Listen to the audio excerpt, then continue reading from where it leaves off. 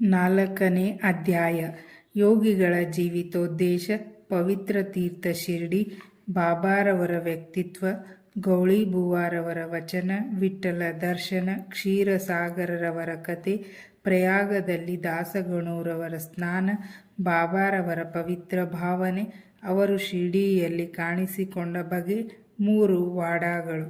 ಹಿಂದಿನ ಅಧ್ಯಾಯದಲ್ಲಿ ಯಾವಾಗ ಶ್ರೀ ಸಾಯಿ ಸಚ್ಚರಿತೆಯನ್ನು ಬರೆಯಲು ಒದಗಿದ ಸಂದರ್ಭವನ್ನು ವಿವರಿಸಿದ್ದೇನೆ.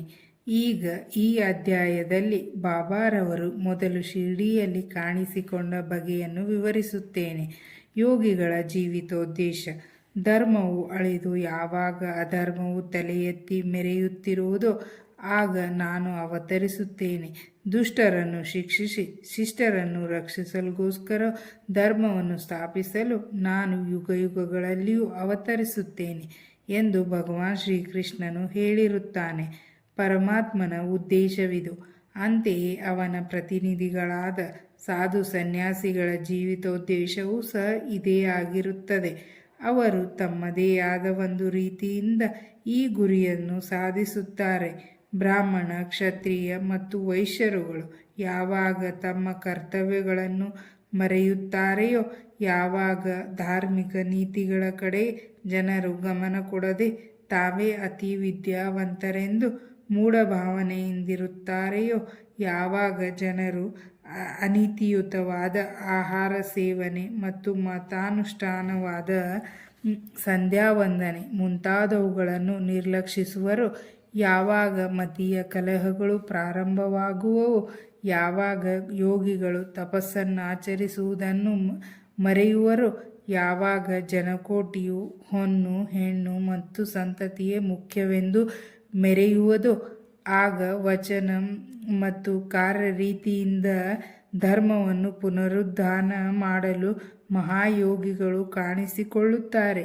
ಈ ರೀತಿ ನಿವೃತ್ತ, ಜ್ಞಾನದೇವ, ಮುಕ್ತಾಬಾಯಿ, ನಾಮದೇವ, ಗೋರಾ, ಗೋಣಾಯಿ, ಏಕನಾಥ, ತುಕಾರಾಮ, ನರಹರಿ, ನರಸೀಬಾಯಿ, ಸಾವತ ಮತ್ತು ಇನ್ನು ಮುಂತಾದ ಅನೇಕ ಯೋಗಿಗಳು ಆಗಾಗ್ಗೆ ಕಾಣಿಸಿಕೊಂಡು ಜನಗಳಿಗೆ ಸರಿಯಾದ ದಾರಿಯನ್ನು ತೋರಿಸಿದರು. ಕೊನೆಯದಾಗಿ ಬಾಬಾರವರು ಶಿರ್ಡಿಯಲ್ಲಿ ಕಾಣಿಸಿಕೊಂಡರು. ಶಿರ್ಡಿ ಒಂದು ಪವಿತ್ರ ಕ್ಷೇತ್ರ. ಅನೇಕ ಮಹಾಯೋಗಿಗಳಿಗೆ ಜನ್ಮವಿತ್ತ ಅಹಮದನಗರ್ ಜಿಲ್ಲೆಯಲ್ಲಿ ಗೋದಾವರಿ ನದಿ ತೀರವು ನಿಜಕ್ಕೂ ಅದೃಷ್ಟಶಾಲಿಯಾಗಿದೆ. ಶಿರ್ಡಿಯೂ ಸಹ ಇದೇ ಅಹಮದ್ನಗರ್ ಜಿಲ್ಲೆಯಲ್ಲಿ ಗೋಪರ್ಗಾಂವ್ ತಾಲೂಕಿನಲ್ಲಿದೆ. ಗೋಪರ್ಗಾಂವದಿಂದ ಗೋದಾವರಿ ನದಿ ದಾಟಿದ ನಂತರ ಶಿರ್ಡಿ ಬರುತ್ತದೆ. ಗೋಪರ್ಗಾಂವದಿಂದ 9 ಮೈಲಿ ದೂರದಲ್ಲಿ ನಿಮಂಗಾಂವ ಇದೆ. ಅಲ್ಲಿಂದ ಶಿರ್ಡಿಯು ಕಾಣಿಸುತ್ತದೆ. ಕೃಷ್ಣಾ ನದಿ ದಡದಲ್ಲಿರುವ ಪವಿತ್ರ ಯಾತ್ರಾ ಸ್ಥಳಗಳಾದ ಗಾಣಗಾಪುರ, ನರಸಿಂಹವಾಡಿ, ಔದುಂಬರಗಳ ಹಾಗೆ ಶಿರ್ಡಿಯೂ ಸಹ ಪವಿತ್ರ ಕ್ಷೇತ್ರ. ಮಂಗಳವೇಳೆಯಲ್ಲಿ ಶ್ರೀ ದಾವೂಜಿ, ಸಜ್ಜನಗಡದಲ್ಲಿ ಶ್ರೀ ಸಮರ್ಥ ರಾಮದಾಸ ಮತ್ತು ನರಸೂಬಾಜಿವಾಡಿಯದಲ್ಲಿ ಶ್ರೀ ನರಸಿಂಹ ಸರಸ್ವತಿಗಳು ಪ್ರಸಿದ್ಧರಿದ್ದಂತೆ ಶಿರ್ಡಿಯಲ್ಲಿ ಶ್ರೀ ಸಾಯಿಬಾಬಾರವರು ಪ್ರಸಿದ್ಧರಾಗಿದ್ದರು. ಶ್ರೀ ಸಾಯಿಬಾಬಾರವರ ವ್ಯಕ್ತಿತ್ವ. ಶ್ರೀ ಸಾಯಿಬಾಬಾರವರ ಸಂಪರ್ಕದಿಂದ ಶಿರ್ಡಿ ಪ್ರಸಿದ್ಧಿಯನ್ನು ಪಡೆಯಿತು.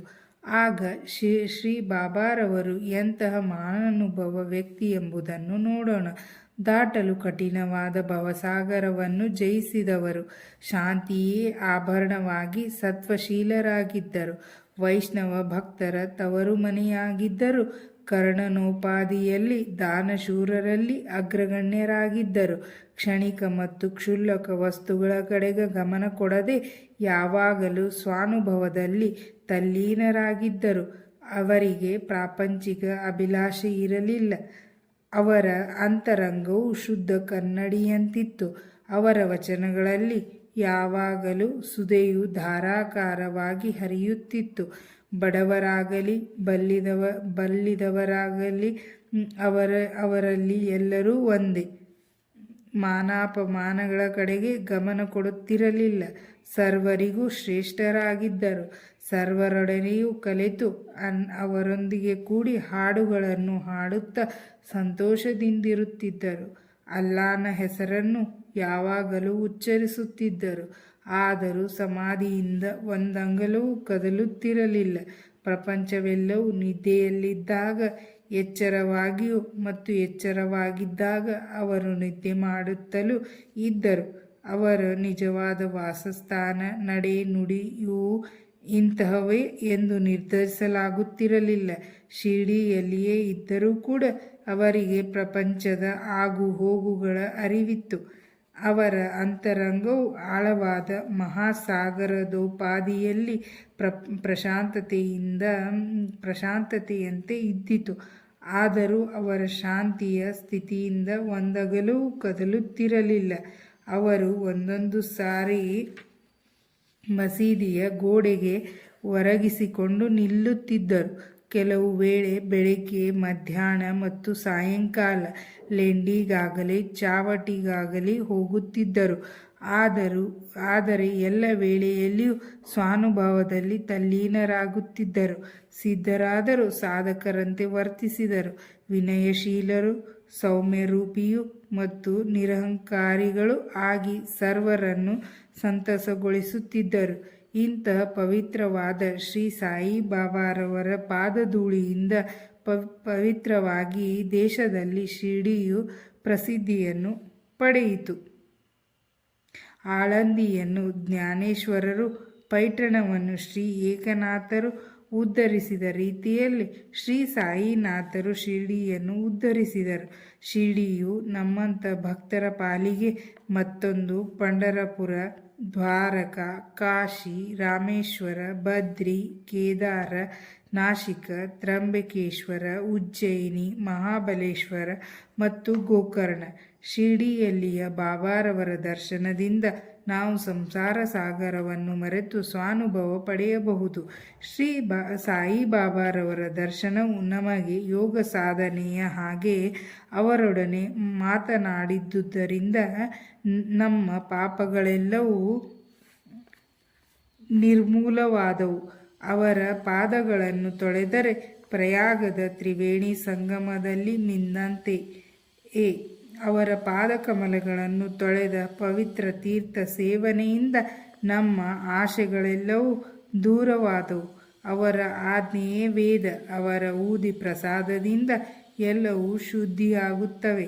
ನಮಗೆ ನಿರಂತರ ಶಾಂತಿ ದೊರಕಿಸುವ ಅವರೇ ನಮ್ಮ ಪಾಲಿಗೆ ಶ್ರೀರಾಮ, ಶ್ರೀಕೃಷ್ಣ. ಅವರೇ ನಮ್ಮ ಪರಬ್ರಹ್ಮ. ಅವರು ದ್ವಂದ್ವಗಳಿಂದ ದೂರಾಗಿದ್ದರು. ಬಾಬಾ ಎಂದು ಹಿಗ್ಗುತ್ತಿರಲಿಲ್ಲ, ಕುಗ್ಗುತ್ತಿರಲಿಲ್ಲ. ಯಾವಾಗಲೂ ಸ್ವತಃ ತಮ್ಮಲ್ಲಿಯೇ ತಲ್ಲೀನರಾಗಿ ಜ್ಞಾನ ಮತ್ತು ಮೋಕ್ಷವನ್ನು ನೀಡುತ್ತಿದ್ದರು. ಶಿರ್ಡಿ ಕೇಂದ್ರ ಸ್ಥಾನವಾದರೂ ಸಹ ಅವರ ಕೆಲಸಗಳು ಎಲ್ಲೆಡೆಯೂ ಹರಡಿದ್ದವು. ಸಾಯಿಬಾಬಾರವರ ಹೆಸರು ದೂರ ದೇಶಗಳಿಗೂ ವ್ಯಾಪಿಸಿ ಪ್ರಪಂಚದ ನಾನಾ ಕಡೆಗಳಿಂದ ಭಕ್ತರು ಬಂದು ದರ್ಶನ ಮಾಡಿಕೊಂಡು ಹಿಂತಿರುಗುತ್ತಿದ್ದರು. ಅವರ ಭಕ್ತರ ಮನವು ನಿಷ್ಕಲ್ಮಶವಾಗಿ ಅಥವಾ ಕಲ್ಮಶವಾಗಿ ಇದ್ದಲ್ಲಿ ಅವರ ದರ್ಶನ ಮಾತ್ರದಿಂದ ಎಲ್ಲವೂ ಸರಿ ಹೋಗುತ್ತಿತ್ತು. ಪಂಢರಪುರದ ವಿಠ್ಠಲ ರುಕ್ಮಾಯಿ ದರ್ಶನದಿಂದ ಉಂಟಾಗುತ್ತಿದ್ದ ಆನಂದದಷ್ಟೇ ಆನಂದ ಇವರ ದರ್ಶನದಿಂದ ದೊರಕುತ್ತಿತ್ತು. ಇದು ಉತ್ಪ್ರೇಕ್ಷೆಯಲ್ಲ, ಅವರ ಭಕ್ತರೊಬ್ಬರ ಅನುಭವ. ಗುಳಿಬುವಾರವರ ನುಡಿ. 95 ವರ್ಷಗಳ ಹಿಂದೆ ಪಂಢರಿಯ ವಾರಕರಿ ಗೌಳಿಬುವಾ ಬಾಬಾರವರ ಭಕ್ತರಾಗಿದ್ದರು. ಅವರು ಪಂಢರಪುರದಲ್ಲಿ 3 ತಿಂಗಳು, ಗಂಗಾ ನದಿ ದಡದಲ್ಲಿ 4 ತಿಂಗಳು ಇರುತ್ತಿದ್ದರು. ಅವರಿಗೆ ಒಬ್ಬ ಶಿಷ್ಯನು ಸಾಮಾನು ಸರಂಜಾಮುಗಳನ್ನು ಸಾಗಿಸಲು ಗರ್ದಭವೂ ಇತ್ತು. ಪ್ರತಿ ವರ್ಷವೂ ಅವರು ಪಂಢರಪುರಕ್ಕೆ ಹೋಗಿ ಸಾಯಿಬಾಬಾರವರನ್ನು ಕಾಣಲು ಶಿರ್ಡಿಗೆ ಬರುತ್ತಿದ್ದರು. ಅವರು ಬಾಬಾರವರನ್ನು ದೃಷ್ಟಿಸಿ ನೋಡಿ, ಇವರು ದಯಾಳುವಾದ ಆ ಪಂಢರಿನಾಥ ವಿಠ್ಠಲನ ಅವತಾರ ಎಂದು ಹೇಳುತ್ತಿದ್ದರು. ಈ ಗೌಳಿಬುವಾ ವಿಠ್ಠಲ ಸ್ವಾಮಿಯ ಭಕ್ತರಾಗಿ ಅನೇಕ ಸಾರಿ ಪಂಢರಪುರಕ್ಕೆ ಹೋಗಿದ್ದರು ಮತ್ತು ಸಾಯಿಬಾಬಾರವರೇ ನಿಜವಾದ ಪಂಢರಿನಾಥ ಎಂದು ಮನಗಂಡಿದ್ದರು. ವಿಠ್ಠಲನ ದರ್ಶನ. ಶ್ರೀ ಸಾಯಿಬಾಬಾರವರಿಗೆ ದೇವರ ನಾಮಗಳನ್ನು ಸ್ಮರಿಸುವುದು ಮತ್ತು ಹಾಡುವುದೆಂದರೆ ಬಹಳ ಪ್ರೀತಿ. ಅವರು ಯಾವಾಗಲೂ ಅಲ್ಲಾ ಮಾಲಿಕ್ ಎಂದು ಅನ್ನುತ್ತಿದ್ದರು. ಅವರ ಸಮ್ಮುಖದಲ್ಲಿ 7 ದಿನಗಳ ಕಾಲ ಅನವರತವೂ ಪ್ರತಿಯೊಬ್ಬರೂ ದೇವರ ನಾಮಗಳನ್ನು ಪಠಿಸುವಂತೆ ಮಾಡುತ್ತಿದ್ದರು. ಒಂದು ಸಾರಿ ನಾಮ ಸಪ್ತಾಹವನ್ನು ಮಾಡಲು ದಾಸಗಣು ಮಹಾರಾಜ ಅವರನ್ನು ಕೇಳಿದರು. ಅದಕ್ಕೆ ಅವರು 7ನೇ ದಿನದ ಕೊನೆಯಲ್ಲಿ ವಿಠ್ಠಲನ ಸಾಕ್ಷಾತ್ಕಾರವಾಗುವುದೆಂದು ಭರವಸೆ ನೀಡಿದರೆ ಮಾತ್ರ ಅಗತ್ಯವಾಗಿ ಮಾಡುತ್ತೇನೆ ಎಂದರು. ಅದಕ್ಕೆ ಬಾಬಾರವರು ತಮ್ಮ ಎದೆಯ ಮೇಲೆ ಹಸ್ತವಿಟ್ಟು ಖಂಡಿತವಾಗಿಯೂ ವಿಠ್ಠಲನ ಸಾಕ್ಷಾತ್ಕಾರವಾಗುತ್ತದೆ ಎಂದರು. ಆದರೆ ಭಕ್ತನು ಶ್ರದ್ಧೆಯುಳ್ಳವನು ಮತ್ತು ಭಕ್ತಿ ಸಂಪನ್ನನೂ ಆಗಿರಬೇಕು. ಡಂಕಪುರಿಯ ಠಾಕೂರನಾಥ, ದ್ವಾರಕೀಯ ಶ್ರೀಕೃಷ್ಣ, ಪಂಢರಪುರದ ವಿಠ್ಠಲ ಎಲ್ಲರೂ ಇಲ್ಲಿಯೇ ಇದ್ದಾರೆ. ಶ್ರೀಕೃಷ್ಣನನ್ನು ನೋಡಲು ದ್ವಾರಕೆಗೆ ಹೋಗಬೇಕಿಲ್ಲ. ವಿಠ್ಠಲ ಬೇರೆ ಸ್ಥಳದಿಂದಿಲ್ಲಿಗೆ ಬರುವನೇ. ಯಾವಾಗ ಭಕ್ತನು ಪ್ರೀತಿ ಮತ್ತು ಭಕ್ತಿಗಳಿಂದ ಪ್ರಾರ್ಥಿಸುತ್ತಾನೆಯೋ ಆಗ ವಿಠ್ಠಲನು ಇಲ್ಲಿಯೇ ದರ್ಶನ ನೀಡುತ್ತಾನೆ ಎಂದು ಹೇಳಿದರು. ಸಪ್ತಾಹ ಮುಗಿದ ನಂತರ ವಿಠ್ಠಲನ ದರ್ಶನ ಈ ರೀತಿಯಾಯಿತು. ಕಾಕಾ ಸಾಹೇಬ್ ದೀಕ್ಷಿತರು ಒಂದು ದಿನ ಬೆಳಗ್ಗೆ ಸ್ನಾನವಾದ ನಂತರ ಜ್ಞಾನಾಸೀನರಾದಾಗ ಅವರ ದೃಷ್ಟಿಗೆ ವಿಠ್ಠಲನ ಗೋಚರವಾಯಿತು. ನಂತರ ಬಾಬಾರವರ ದರ್ಶನಕ್ಕೆ ಹೋದಾಗ ಬಾಬಾರವರನ್ನು ಕುರಿತು, ವಿಠ್ಠಲನ ದರ್ಶನವಾಯಿತೆ, ನೋಡಿದೆಯಾ, ಅವನು ಬಹುತುಂಟ, ಭದ್ರವಾಗಿ ಹಿಡಿದುಕೋ, ಸ್ವಲ್ಪ ಉದಾಸೀನನಾದರೆ ಅವನು ತಪ್ಪಿಸಿಕೊಳ್ಳುವನು ಎಂದರು. ಇದು ಬೆಳಗ್ಗೆ ನಡೆಯಿತು. ಮಧ್ಯಾಹ್ನ ಇನ್ನೊಂದು ರೀತಿಯಲ್ಲಿ ವಿಠ್ಠಲನ ದರ್ಶನವಾಯಿತು. ಒಬ್ಬ ವ್ಯಾಪಾರಿಯು ಶಿರ್ಡಿಗೆ 20-30 ವಿಠ್ಠಲನ ಫೋಟೋಗಳನ್ನು ಮಾರಲಿಗೋಸ್ಕರ ಬಂದನು. ಫೋಟೋದಲ್ಲಿಯ ವಿಠ್ಠಲನೂ ಸಹ ಕಾಕಾ ಸಾಹೇಬರು ಜ್ಞಾನಾಸೀನರಾಗಿದ್ದಾಗ ಕಂಡ ವಿಠ್ಠಲನಂತೆ ಇದ್ದುದನ್ನು ಕಂಡು ವಿಸ್ಮಯವಾಗಿ ಬಾಬಾರವರ ಮಾತುಗಳನ್ನು ಸ್ಮರಿಸಿಕೊಂಡನು. ಪೂಜೆಗೋಸ್ಕರ ವಿಠ್ಠಲನ ಫೋಟೋವೊಂದನ್ನು ಕೊಂಡು ತಂದು ಪೂಜಾ ಸ್ಥಾನದಲ್ಲಿ ಪ್ರತಿಷ್ಠಾಪಿಸಿದರು. ಭಗವಂತರಾವ್ ಕ್ಷೀರಸಾಗರ್ರವರ ಕತೆ. ವಿಠ್ಠಲನ ಪೂಜೆ ಎಂದರೆ ಬಾಬಾರವರಿಗೆ ಎಷ್ಟು ಪ್ರಿಯವಾಗಿತ್ತೆಂಬುದು ಶ್ರೀ ಭಗವಂತರಾವ್ ಕ್ಷೀರಸಾಗರ್ರವರ ಕಥೆಯಿಂದ ವೇದ್ಯವಾಗುತ್ತದೆ. ವಿಠ್ಠಲನ ಭಕ್ತರಾದ ಭಗವಂತರಾವ್ರವರ ತಂದೆ ಪ್ರತಿ ವರ್ಷವೂ ಪಂಢರಪುರಕ್ಕೆ ಹೋಗುತ್ತಿದ್ದರು. ಮನೆಯಲ್ಲಿಯೂ ವಿಠ್ಠಲನ ಪ್ರತಿಮೆಯೊಂದನ್ನು ಇಟ್ಟುಕೊಂಡು ಪ್ರತಿದಿನವೂ ಪೂಜಿಸುತ್ತಿದ್ದರು.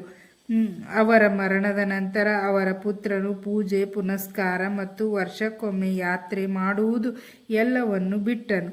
ಭಗವಂತರಾವ್ ಒಮ್ಮೆ ಶಿರ್ಡಿಗೆ ಬಂದಾಗ ಬಾಬಾರವರು ಅವನನ್ನು ನೋಡಿ ಅವನ ತಂದೆಯನ್ನು ಜ್ಞಾಪಿಸಿಕೊಂಡು, ಕೂಡಲೇ ಇವನು ತಂದೆ ನನ್ನ ಸ್ನೇಹಿತನಾಗಿದ್ದನು, ಆದುದರಿಂದಲೇ ಮಗನನ್ನು ಸಹ ಇಲ್ಲಿಗೆ ಎಳೆದುಕೊಂಡು ಬಂದಿರುತ್ತೇನೆ.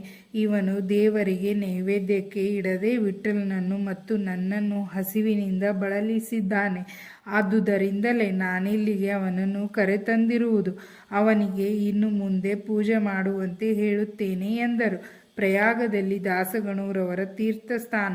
ಗಂಗೆ ಯಮುನೆಗಳು ಮಿಲನವಾಗುವ ಪವಿತ್ರ ತೀರ್ಥಕ್ಷೇತ್ರವಾದ ಪ್ರಯಾಗದಲ್ಲಿ ಮೀಯುವುದು ಶ್ರೇಯಸ್ಕರವೆಂಬುದು ಹಿಂದೂಗಳ ಅಚಲ ನಂಬಿಕೆ. ಅದಕ್ಕೋಸ್ಕರ ಸಾವಿರಾರು ಯಾತ್ರಿಗಳು ಆಗಾಗ್ಗೆ ಅಲ್ಲಿಗೆ ಹೋಗಿ ಮಿಂದು ಬರುತ್ತಾರೆ.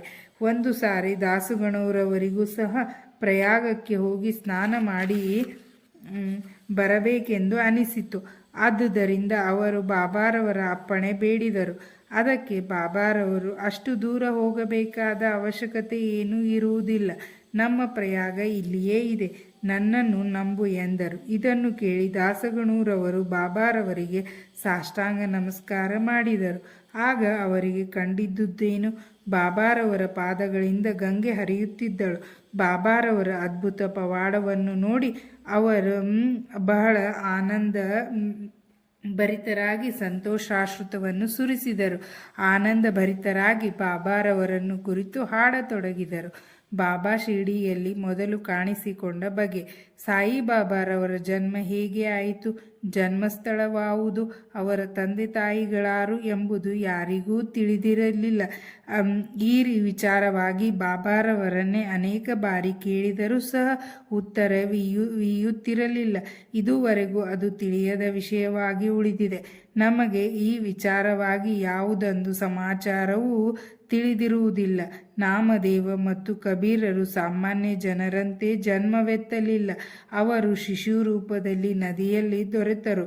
ನಾಮದೇವನು ಗೋನಾಯಿಗೆ ಭೀಮರತಿ ನದಿಯಲ್ಲಿಯೂ ಕಬೀರನು ಕಮಲಾನಿಗೆ ಭಾಗೀರಥಿ ನದಿಯಲ್ಲಿಯೂ ದೊರಕಿದರು. ಬಾಬಾರವರು ಸಹ ಇದೇ ರೀತಿ ಜನ್ಮಿಸಿದರು ಎಂದು ಊಹಿಸಲು ಸಂದೇಹಕ್ಕೆಡೆಯಿಲ್ಲ. ಅವರು ಮೊದಲು ಶಿರ್ಡಿಯಲ್ಲಿ ಭಕ್ತರಿಗೋಸ್ಕರವೇ ಒಂದು ಬೇವಿನ ಮರದ ನೆರಳಿನಲ್ಲಿ 16 ವರ್ಷದ ಯುವಕನಾಗಿದ್ದಾಗ ಕಾಣಿಸಿಕೊಂಡರು. ಆಗಲೇ ಜ್ಞಾನಿಗಳಾಗಿದ್ದರು. ಅವರಿಗೆ ಪ್ರಾಪಂಚಿಕ ಸುಖಗಳ ಕಡೆಗೆ ಗಮನವಿರಲಿಲ್ಲ. ಮಾಯೆಯನ್ನು ಹೊರದೂಡಿದ್ದರು. ಮುಕ್ತಿಯು ಯಾವಾಗಲೂ ಅವರ ಪಾದ ಸೇವೆ ಮಾಡುತ್ತಿದ್ದಳು. ನಾನಾ ಚೋಪಾದ್ರವರ ತಾಯಿಯವರು ಬಾಬಾರವರನ್ನು ಈ ರೀತಿ ವರ್ಣಿಸಿದ್ದಾರೆ. ಸುಂದರವಾಗಿಯೂ ಚಟುವಟಿಕೆಯವನಾಗಿಯೂ ಇದ್ದ ಈ ಹುಡುಗನು ಮೊದಲು ಆಸನಾಸೀನನಾಗಿ ಬೇವಿನ ಮರದ ಕೆಳಗೆ ಕಾಣಿಸಿಕೊಂಡನು. ಬಿಸಿಲು, ಚಳಿ, ಮಳೆ, ಗಾಳಿಯನ್ನು ಲೆಕ್ಕಿಸದೆ ಕಠಿಣವಾದ ತಪಸ್ಸಿನಲ್ಲಿ ನಿರತವಾದ ಈ ಬಾಲ ಸಾಧುವನ್ನು ನೋಡಿ ಹಳ್ಳಿಯ ಜನರೆಲ್ಲರೂ ವಿಸ್ಮಿತರಾದರು. ಈ ಹುಡುಗನು ಹೇಗೆ ಬಂದನು ಎಂದು ಪಿಸುಗುಟ್ಟುತ್ತಿದ್ದರು. ಅವನ ರೂಪ ಲಾವಣ್ಯಗಳು ಅವನ ಏಕೈಕ ದರ್ಶನ ಮಾತ್ರದಿಂದಲೇ ಸರ್ವರನ್ನು ಸಂತೋಷಗೊಳಿಸುತ್ತಿದ್ದವು. ಅವನು ಯಾರ ಮನೆ ಬಾಗಿಲಿಗೂ ಹೋಗುತ್ತಿರಲಿಲ್ಲ. ಯಾವಾಗಲೂ ಬೇವಿನ ಮರದ ಕೆಳಗೆ ಕುಳಿತಿರುತ್ತಿದ್ದನು. ಅನುರಾಗಯುಕ್ತನಾಗಿ ಎಲ್ಲರಿಗೂ ಅವನು ಸಮಸ್ಯೆಯಾಗಿದ್ದನು. ಒಂದು ದಿನ ಖಂಡೋಬ ದೇವರು ಒಬ್ಬನ ಮೈಯಲ್ಲಿ ಬಂದಾಗ ಊರಿನ ಜನರು, ಹೇ ದೇವ, ಯಾವ ಪುಣ್ಯಾತ್ಮನ ಪುತ್ರನಿವನು? ಇವನಿಲ್ಲಿಗೆ ಬಂದ ಬಗೆ ಹೇಗೆ ಎಂದು ತಿಳಿಸಿದರು ಎಂದು ಕೇಳಲು ಖಂಡೋಬನು, ಒಂದು ಹಾರಿಯನ್ನು ತೆಗೆದುಕೊಂಡು ಬನ್ನಿರಿ, ನಾನು ತೋರಿಸಿದ ಜಾಗದಲ್ಲಿ ಅಗಿಯಿರಿ ಎಂದು ಉತ್ತರವಿತ್ತನು. ಆಗ ಜನರು ಕೂಡಲೇ ಆ ಜಾಗವನ್ನು ಅಗೆದರು. ಅಗೆಯುತ್ತಿರುವಾಗ ಒಂದು ಕಲ್ಲಿನ ಚಪ್ಪಟಿ ಸಿಕ್ಕಿತು. ಅದನ್ನು ತೆಗೆದು ನೋಡಲಾಗಿ ಒಂದು ಹಜಾರವೂ ಕಾಣಿಸಿತು. ಆಗ ಖಂಡೋಬನು ಆ ಹುಡುಗನನ್ನು ಇಲ್ಲಿ 12 ವರ್ಷ ಕಾಲ ತಪಸ್ಸು ಮಾಡಿರುವನು ಎಂದನು. ಕೂಡಲೇ ಜನರು ಈ ವಿಷಯದಲ್ಲಿ ಆ ಹುಡುಗನ ಪ್ರಶ್ನಿಸಲು, ಇದು ನನ್ನ ಗುರುವಿನ ಸ್ಥಾನ, ಇದನ್ನು ಜೋಪಾನವಾಗಿ ಕಾಪಾಡಿ ಎಂದು ಬೇಡಿಕೊಂಡನು. ಆಗ ಜನರು ಅದರಂತೆ ಆ ಜಾಗವನ್ನು ಮೊದಲಿನಂತೆ ಮುಚ್ಚಿದರು. ಅಶ್ವತ್ಥ ಮರವು ಹೇಗೆ ಶ್ರೇಷ್ಠವೆಂಬ ನಂಬಿಕೆ ನಮ್ಮಲ್ಲಿದೆಯೋ ಅದೇ ರೀತಿ ಬಾಬಾರವರಿಗೆ ಬೇವಿನ ಮರವೆಂದರೆ ಅಷ್ಟು ಪ್ರೀತಿ. ಮಾಸಾಪತಿ ಮತ್ತು ಅನೇಕ ಶಿರ್ಡಿ ನಿವಾಸಿಗಳು ಆ ಜಾಗವನ್ನು ಬಾಬಾರವರ ಗುರುವಿನ ವಿಶ್ರಾಂತಿ ಸ್ಥಾನವೆಂದು ಗೌರವಿಸಿ ಪೂಜೆ ಮಾಡಹತ್ತಿದರು. 3 ಧರ್ಮಶಾಲೆಗಳು, ಬೇವಿನ ಮರ ಮತ್ತು ಅದರ ಸುತ್ತಲಿನ ನಿವೇಶನಗಳನ್ನು ಶ್ರೀಹರಿ ವಿನಾಯಕ ಸಾಠೇರವರು ಖರೀದಿಗೆ ತೆಗೆದುಕೊಂಡು ಅಲ್ಲಿ ಸಾಠೇವಾಡ ಎಂಬ ಪ್ರವಾಸಿ ಮಂದಿರವನ್ನು ಕಟ್ಟಿಸಿದ್ದಾರೆ. ಈ ಮಂದಿರವು ಅನೇಕ ಭಕ್ತರ ವಿಶ್ರಾಂತಿ ಸ್ಥಳ. ಬೇವಿನ ಮರಕ್ಕೆ ಸುತ್ತಲೂ ಕಟ್ಟೆಯನ್ನು ಕಟ್ಟಿರುತ್ತಾರೆ. ಬೇವಿನ ಮರದ ಹತ್ತಿರ ಯಾರು ಗುರುವಾರ ಮತ್ತು ಶುಕ್ರವಾರದಂದು ಧೂಪಗಳನ್ನು ಹಾಕುತ್ತಾರೆಯೋ ಯಾರಿಗೆ ದೇವರ ಅನುಗ್ರಹದಿಂದ ಶಾಂತಿ ಸುಖಗಳು ಲಭಿಸುವುದೆಂಬ ಪ್ರತೀತಿ ಇದೆ.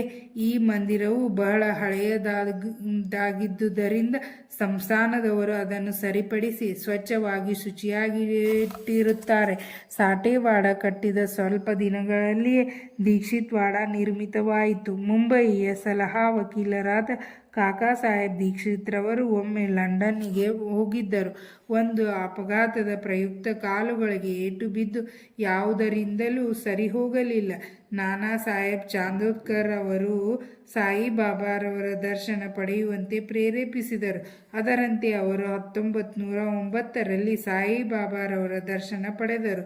ಮನೋರೋಗವನ್ನು ನಿವಾರಣೆ ಮಾಡಿ ಎಂದು ಬೇಡಿಕೊಂಡರು. ಬಾಬಾರವರ ದರ್ಶನದಿಂದ ತೃಪ್ತರಾಗಿ ಶಿರ್ಡಿಯಲ್ಲಿ ನೆಲೆಸಬೇಕೆಂದು ಮನಸ್ಸು ಮಾಡಿದರು. ಶಿರ್ಡಿಯಲ್ಲಿ ಭಕ್ತರಿಗೆಂದು ಒಂದು ಮಂದಿರವನ್ನು ಕಟ್ಟಿಸಿ ತಾವು ಒಂದು ಮನೆಯನ್ನು ಕಟ್ಟಿಸಿಕೊಂಡರು.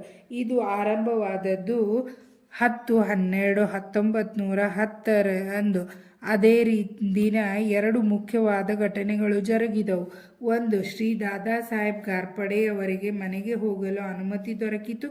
ಎರಡು, ಚಾವಟಿಯಲ್ಲಿ ರಾತ್ರಿ ಆರತಿ ಆರಂಭವಾಯಿತು. ಈ ದೀಕ್ಷಿತ್ ವಾಡೆಯು 1911ನೇ ವರ್ಷದಲ್ಲಿ ಶ್ರೀರಾಮನವಮಿಯ ದಿನ ಉದ್ಘಾಟಿಸಲ್ಪಟ್ಟಿತು. ಮೂರನೆಯ ಮಂದಿರವು ನಾಗ್ಪುರದ ಲಕ್ಷಾಧೀಶರಾದ ಶ್ರೀ ಬೂಟಿರವರ ಸಹಾಯದಿಂದ ನಿರ್ಮಿತವಾಯಿತು. ಇದಕ್ಕೆ ಲಕ್ಷಾಂತರ ರೂಪಾಯಿಗಳನ್ನು ಖರ್ಚು ಮಾಡಿದರು. ಈ ಮಂದಿರದಲ್ಲಿ ಶ್ರೀ ಸಾಯಿಬಾಬಾರವರ ದೇಹವು ವಿಶ್ರಾಂತಿ ಪಡೆಯುತ್ತಿರುವುದರಿಂದ ಭವನ ನಿರ್ಮಾಣಕ್ಕೆ ವಿನಿಯೋಗಿಸಿದ ಹಣವು ಸದ್ವಿನಿಯೋಗವಾಯಿತೆಂದೇ ಹೇಳಬಹುದು. ಈ ಮಂದಿರವೇ ಈಗಿನ ಸಮಾಧಿ ಮಂದಿರ.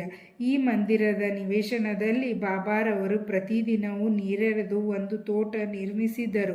ವಾಮನ್ ತಾತ್ಯಾಮ್ ಅವರ ಸಹಾಯದಿಂದ ತೋಟವನ್ನು ನೋಡಿಕೊಳ್ಳುತ್ತಿದ್ದ ಬಗೆ, ಪುನಃ ಚಾಂದ್ ಪಾಟೀಲ್ರವರ ಮದುವೆ ನಿಬ್ಬಣದ ಸಂಗಡ ಶಿರ್ಡಿಗೆ ಬಂದ ರೀತಿ, ಮೊಹಮ್ಮದ್ ತಾಂಬೋಳಿಯವರೊಡನೆ ಕುಸ್ತಿ ಆಡಿದುದು, ಇನ್ನು ಮುಂತಾದ ವಿಷಯಗಳ ಬಗ್ಗೆ ಮುಂದಿನ ಅಧ್ಯಾಯದಲ್ಲಿ ವಿವರವಾಗಿ ಪ್ರಸ್ತಾಪಿಸುತ್ತೇನೆ. ಶ್ರೀ ಸಾಯಿ ಪ್ರಣಾಮ. ಇಲ್ಲಿಗೆ 4ನೇ ಅಧ್ಯಾಯ ಮುಕ್ತಾಯವಾಯಿತು.